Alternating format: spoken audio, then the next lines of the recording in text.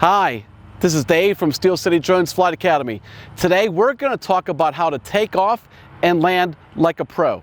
So 99% of every flight operations I always see with colleagues and everything on YouTube, everything in between, I always see when people start their flight missions, they start the aircraft, and the first thing that they do is they get up full stick and they just go ahead and get going.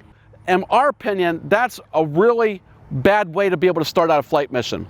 So here's what we end up doing. First thing I do is I'm looking, before I even get up in the air, I'm looking at all my vital monitoring on the crystal sky. So I'm looking at making sure we're in GPS mode, which is the green mode for the color. We're making sure we have plenty of satellites. I like to see at least 10 minimum, not 6 or 8. Hopefully more than that. Remember, we can go all the way up to 20 satellites. We want to make sure our signal strength for the remote controller to the drone is full strength. And we want to make sure that our HD wireless transmission is also full strength. Lastly, we want to take a look at making sure the batteries are at full strength. If we're going to go ahead and we just land, then we're going to go ahead and get resituated and go back up in the air. We want to make sure where the battery voltage is before we get in the air. Now, I never like to get up in the air with less than 50% batteries. So that's the first thing. Now, what we're going to do is what I call a 15-15-15 rule. So I'm going to have the drone 15 feet in front of me.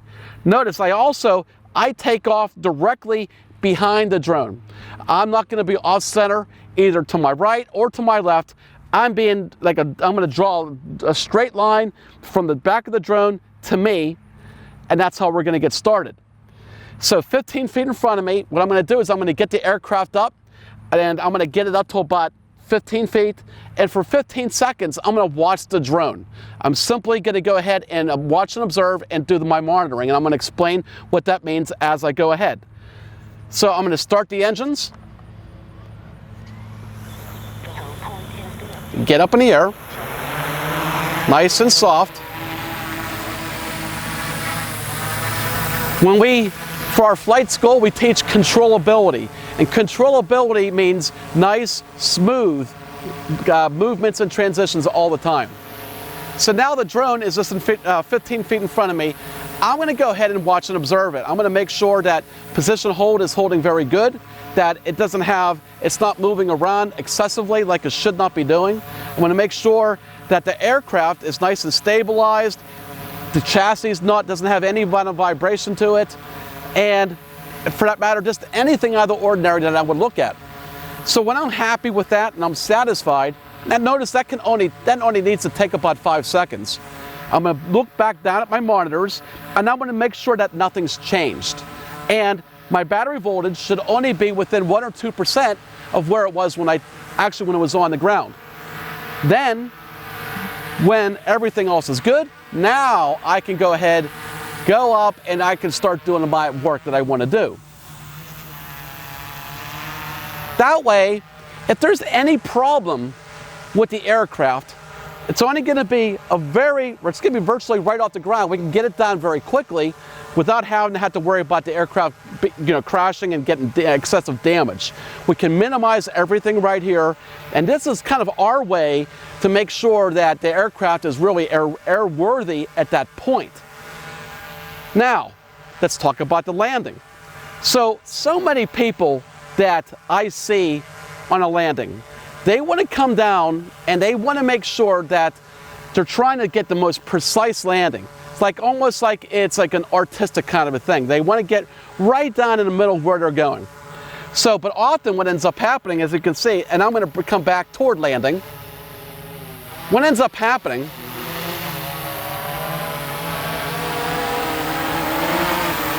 is if we take too much time and we're too low to the ground, for anybody who has seen an aircraft like the Inspire 2, for example, or a Matrice 200, you'll know if you were ever to be directly underneath it, it has a lot of prop wash to it.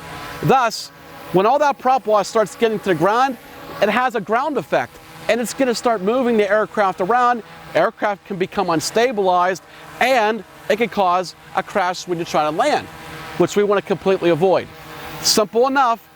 What I'm going to do is I'm going to get about this where I am, about 10 feet high, and I'm going to get to the point where I think I'm right over my target. We're at my landing spot. And again, in this case, it's going to be my landing pad that I have right there. Now, I'm simply enough going to come down forcefully, but not too fast where it's going to be unstable. That way, it minimizes the prop wash.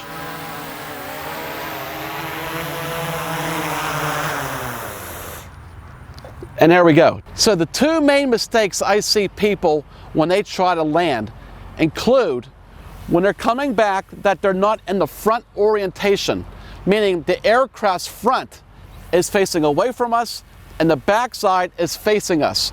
Why that's important is that if we need to come back and land, and let's say something happens where we have to make very quick promptu adjustments, roll, tilt, whatever have you, front elevator, we'll be able to respond to that naturally because let's say the aircraft is back and it's reverse orientation, like I have right there.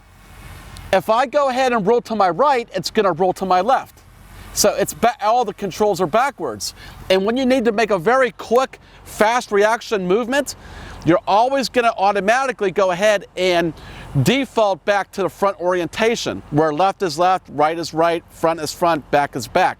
So that I really like having, as we come back toward landing, we go ahead, let's say it's 150 feet away, 100 feet high or so. I like at that point, start getting the aircraft back in the front orientation to come back to land. The second thing that I always see students making a mistake for is automatically when new students are learning to fly, they are told that to start the motors, we go down and in with the controls. Well, often when people learn to land, they get ingrained into their brain that when the aircraft is coming down to land and we go ahead and when the aircraft is on the ground, we take our left stick and go full stick down until the motors stop. Well, because of that whole starting the motors part that's ingrained into them, they also feel that they should go back and down with the right stick as well. And what ends up happening is the aircraft will go ahead and tilt back. And I'll demonstrate that right now.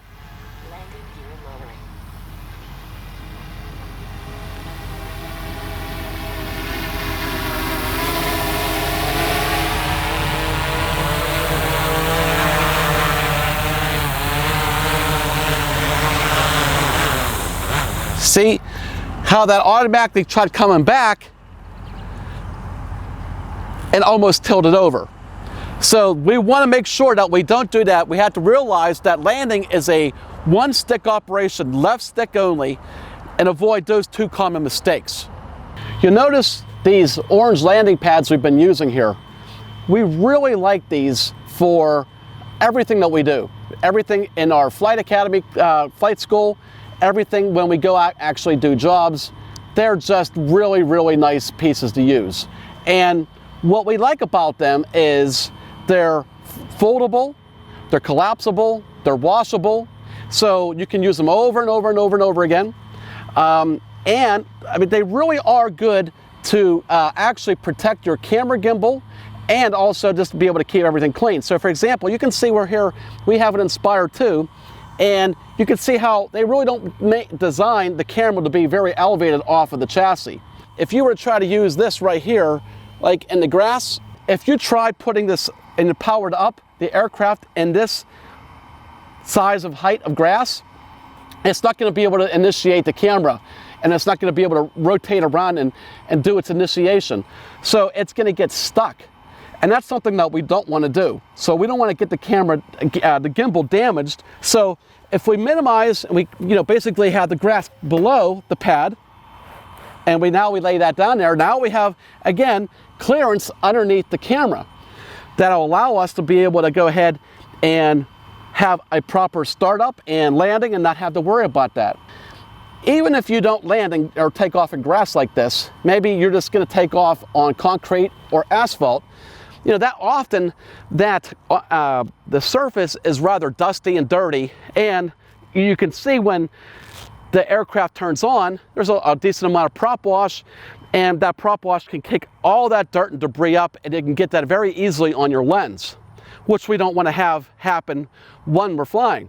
So that keeps all that stuff, minimizes it, keeps the aircraft clean, keeps the lens and camera clean, and it's just a perfect deal around. So, and again, for under $100, you can't beat that. So we really highly recommend these landing pads, and we're going to put up a link where you can see where you can actually purchase these. They're really great, and like always, I hope this helps. That should help you really start landing and take off like a pro.